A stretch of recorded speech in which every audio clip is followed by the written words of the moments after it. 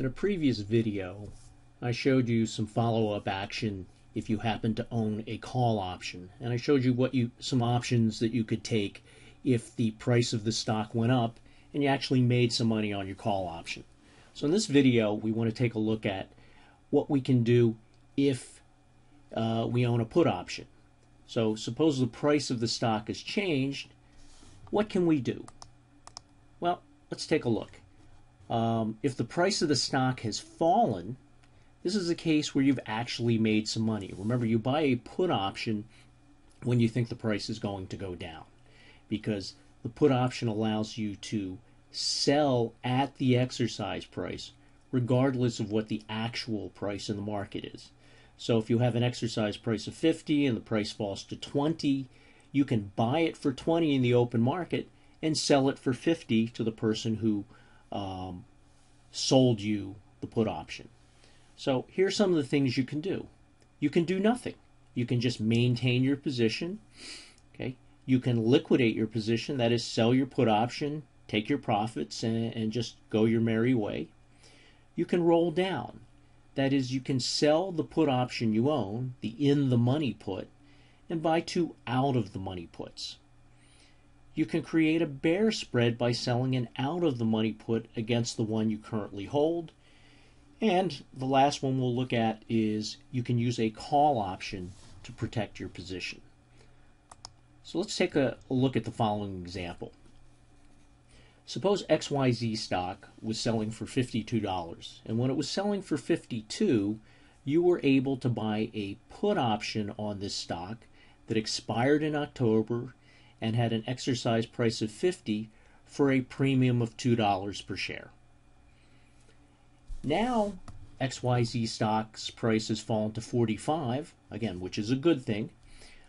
The October 50 put now sells for $6, and we're going to toss in two additional options that we can use to engage in some of these strategies I previously mentioned. An October 45 put has a price of $2, and an October 45 call has a price of $3. So let's see how these things look graphically. If you do nothing, you're simply maintaining your long put position. And this is the standard payoff diagram for a long put. That is, you own the put. You can see that it has an exercise price of 50. That's where we have this kink, this hockey stick look. And for any price above 50, you simply throw the put option away and lose the $200. Remember, the premium was $2. The standard contract is for 100 shares, so you lose $200. For every dollar it falls below 50, you make $100. So in order to break even, the price of the stock has to fall to at least 48. The best that can happen is the price falls to 0. That is, we touch this y-axis here. If it falls to 0, then it costs you 0 to buy the stock, yet you can sell it for $50 a share, or $5,000. So $5,000 minus the $200 premium you paid, you can make $4,800. So that's the maximum profit you can make by maintaining this position. The second thing you can do is you could just liquidate your position. So you sell the put option and you make a profit of $400. Remember, the price has gone up to 6, so that's 600 minus the 200 you paid for it, and so you have a $400 profit. Notice we get a horizontal line here. It's horizontal because it doesn't matter what happens to the stock price. We've cashed out our position. We don't own the put option anymore. Okay, so we've just taken our $400 profit. We can roll down. By rolling down, we're going to sell the 50 put we bought, and we're going to buy two 45 puts. Now, the 50 put cost us $200. We sold it for $600, so we made a $400 profit. Now we're going to buy two 45 puts, and the 45 puts have a cost of $2 each, or $200 for a contract. So we're going to spend $400 on the contracts. So the $400 profit we made selling the 50 put is exactly going to cover the cost of buying 245 puts. These out of the money puts with prices that are lower, or exercise prices that are lower than the actual stock price, so they're not worth anything right now. Now, by design, this works out to costing us zero. Now again, this is just an example. It's not always, in fact, most of the time it's not going to work out this way. What happens here is that this has a steeper slope than when you own one put option. Okay, when you own one put option, for every dollar it goes below the exercise price, you make $100 on one contract. In this case, you own two contracts, so for every dollar it falls below, you make $200.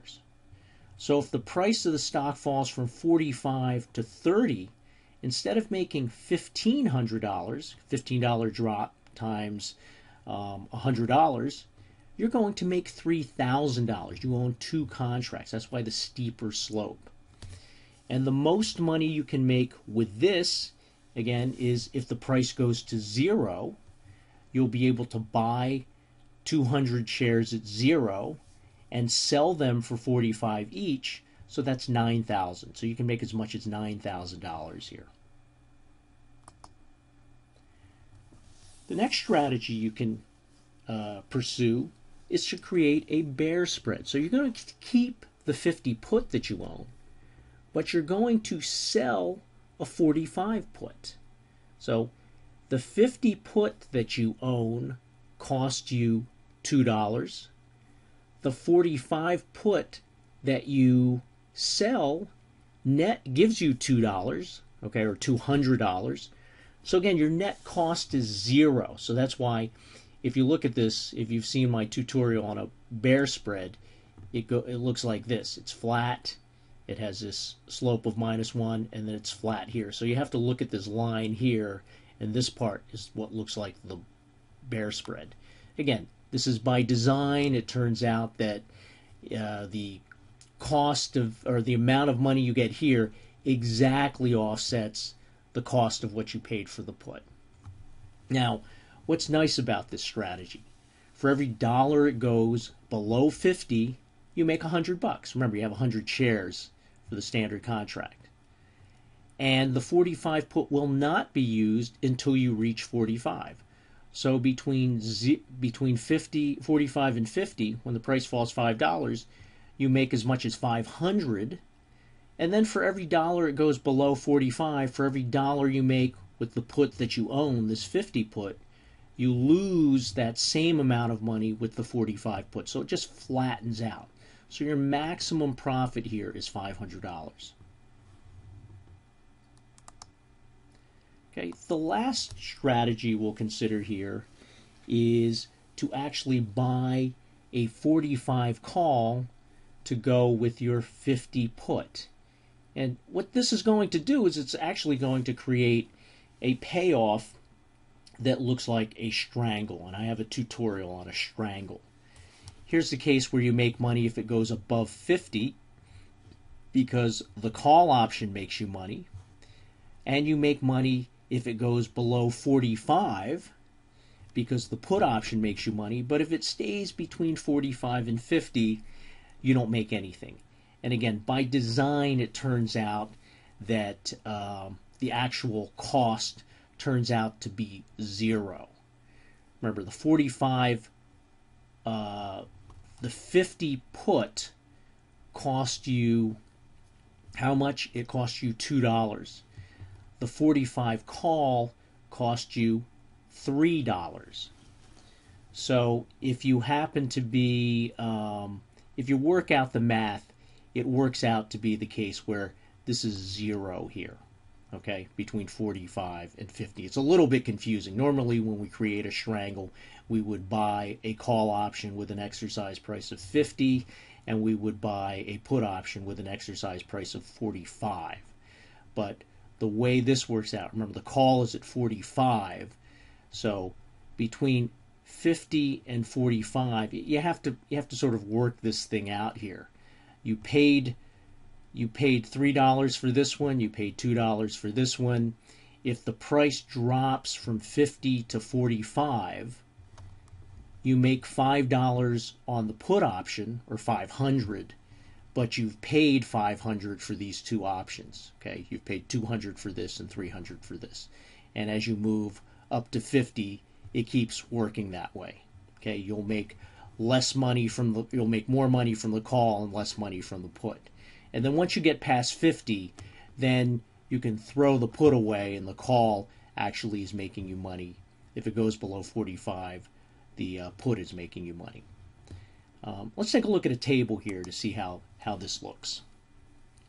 Okay, if you do nothing, you've simply maintained your position of having a long position in the put option. And what you can see is that you do well if the price continues to go down, but if the price goes up, you could lose your premium. And it turns out if the price gets to goes up to 48 or higher, it's going to be the worst case scenario. And if it gets to 50 or above, you're going to lose your $200 premium. Okay, if you liquidate your position, you just cash out your money. Okay, you just get your $400. It works out to be a worst case scenario if the price continues to fall. Turns out to be a best case scenario in the beginning if the price goes up. Okay, you can roll down. If you roll down, you've sold the one put option you own, and you've bought two 45 puts. So it turned out that the net cost was 0. You'll see that the put that you sold covered the cost of the two puts that you bought.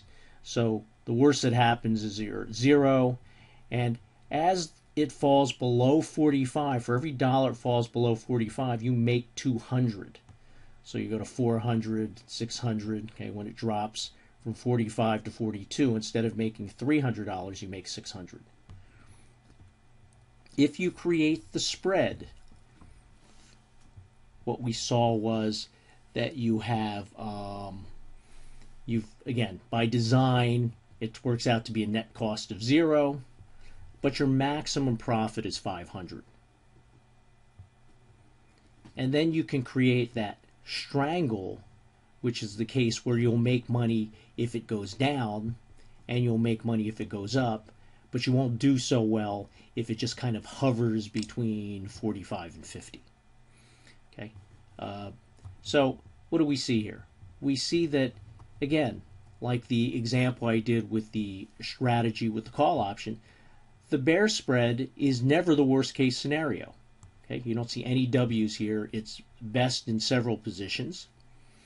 Okay, liquidating your position is bad when the price goes down. It's good when the price goes up, and I notice I have a mistake here. It says best right here, but this is not best at a price of 60.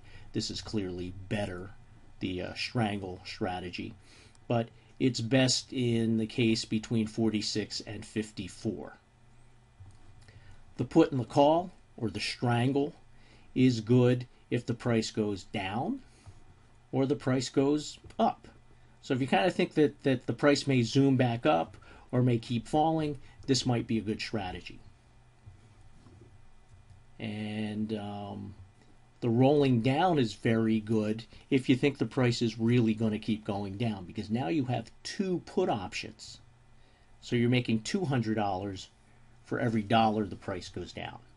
So I hope this is helpful, and this is something to consider if you've purchased a put option and the price has gone down. You may not want to just sit and wait it out with the hope that you'll have a nice profit. You may want to engage in one of these strategies to lock in your profits, or to recoup your cost, okay? Or in fact to bet on the fact that if it goes down more, that you'll actually be sort of doubling down and increasing your profits for each dollar it goes down. Okay, instead of making 100, you'll make 200 for every dollar it goes down.